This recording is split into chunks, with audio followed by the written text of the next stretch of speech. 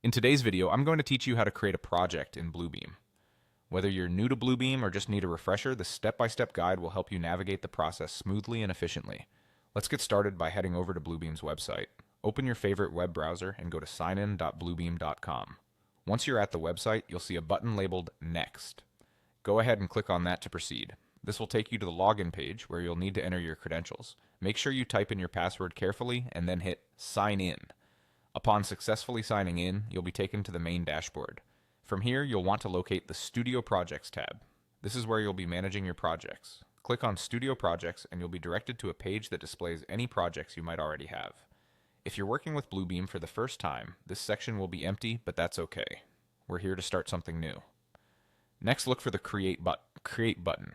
This is typically located at the top of the page. Click on it and you'll be prompted to enter a project name. Think of a suitable and descriptive name for your project, something that you'll easily recognize and remember later. Entering a clear project name is not just useful for personal reference, it can also be helpful when you're collaborating with others.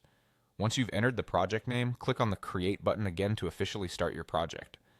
Now that your project is set up, the next step is to upload files that are pertinent to this project. You'll see an Upload button. Select it to begin adding files. This logistical step ensures that all your project documentation is centralized and accessible whenever you need it. Click on Files to choose the specific documents you want to upload.